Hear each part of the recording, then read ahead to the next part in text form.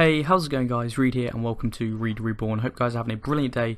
In today's video I'm doing a guide on the 4th floor of the new Alexander, the soul of the creator. In this fight you're going to be facing Alexander Prime, and to get into this you must have completed all of the other previous floors of Alexander and also have a minimum item level of 230. And as always with these guys, I'm going to tell you what to look out for during the fight.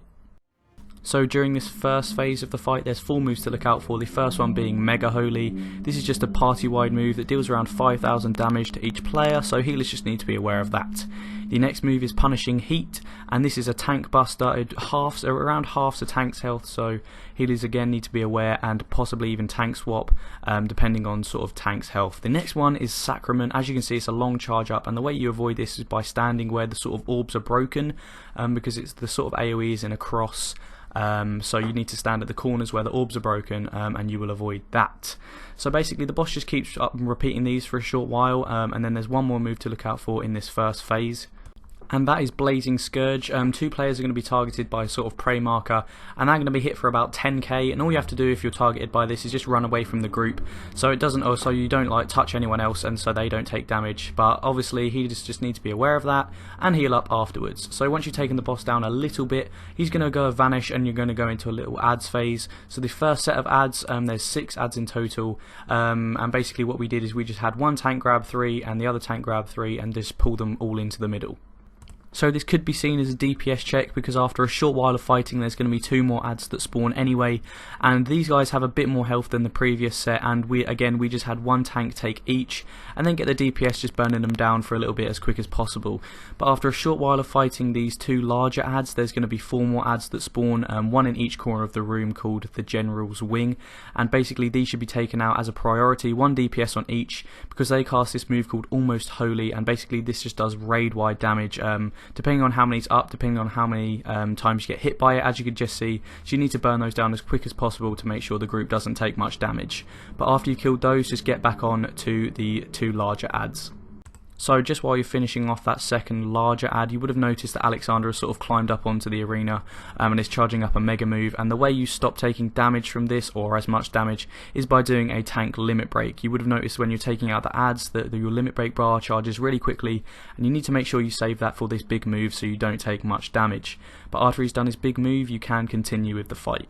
So now you're in phase 2, new mechanics to deal with, and the first move that's coming up is Temporal Stasis. So as you can see quite a lot of players are marked, one with an orange arrow, some with green arrows and some with nothing. If you are marked with a green arrow, make sure you spread out, and if you are marked with an orange arrow or nothing, make sure you stack up. So the boss is going to disappear and do damage to every single player pretty much, and then he's going to charge up that big cross straight line AoE. Whilst you're frozen, keep an eye out for the boss, see where he lands, so when you become unfrozen you can run so you don't take any damage from that straight line cross AoE. I'll just replay it again so you have a little bit of a better idea. So obviously all the green arrow people spread out and all the people with nothing and the orange arrows stack up. So after that happens, the boss is going to sort of freeze time and he's going to disappear. So obviously when that's happening, keep an eye out. So as you can see he's landed and he's doing damage to everyone. So by the time we come unfrozen we can head to those orbs where they open up so we don't take any damage from that straight line AoE, and we can continue with the fight.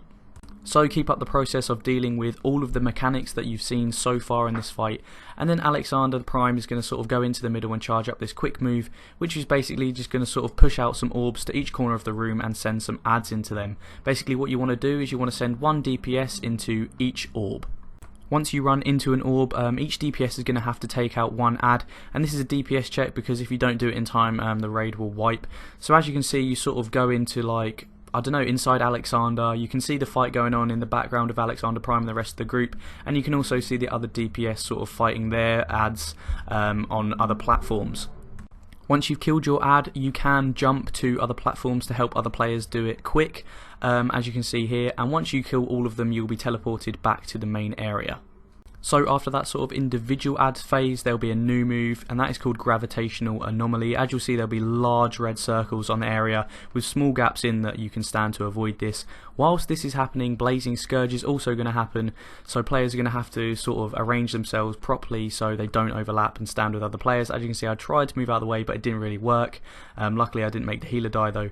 But obviously the 2 players that are marked by Blazing Scourge just need to be aware of this and try and move as far away as possible from any other players. So a bit later on in the fight, after the first gravitational anomaly, it is going to now be sort of added into the temporal stasis bit. So as you can see, we've got the sort of normal temporal stasis, we get frozen, but now instead of the sort of just into the cross beam, we now have gravitational anomaly. So as you can see, there's tons of red circles, really hard to move out of the way, and whilst you're running away from those circles, you also have to try and think about where you're going to stand to try and dodge that cross AoE. So another ability to look out for is incinerating heat. You'll notice that one player will be marked with orange arrows, but obviously no one else will be marked, so it won't be temporal stasis. Everyone should try and stack up in these orange arrows, and all the damage is split between all the players that are in there, so just be aware of that. So at around 50%, 45% of Alexander Prime, he is going to summon Alexander, and you'll see in the background that Alexander, like a huge version of Alexander, is just sort of coming out of the sky, out of the right, like right at the back, and he's going to add some more mechanics to this fight for the final half of this boss. Okay, so the first thing that Alexander brings to this fight is sort of lasers. You'll see that random players will be marked by a red laser, and basically if you get targeted by this, you just have to keep running, because think of it like Ifrit's eruptions. It's just going to drop like an AoE on you every like second or so, and you have to keep running so they don't sort of stack up on yourself. So if you get targeted by this, just make sure you keep running and it won't do hardly any damage. So one final thing to mention is that this red laser mechanic has swapped the gravitational anomaly mechanic when you do like temporal stasis. So once you get frozen, instead of the gravitational anomaly thing, you're going to get targeted by these red lasers. So obviously whilst this is happening, keep an eye out on the boss, see where he's going to do that cross straight line AoE, and whilst that's going on, make sure you keep on running to not take much damage from that red laser. Okay guys, so I think I'm done.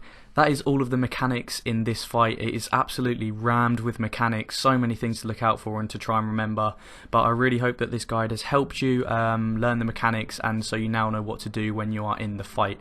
Overall, really great fun, really great music for this one as well, and I really enjoyed it. But yeah, that is my guide over. I hope you enjoyed it and found it useful. If you did, please feel free to hit that like and subscribe button for more Final Fantasy XIV videos in the future.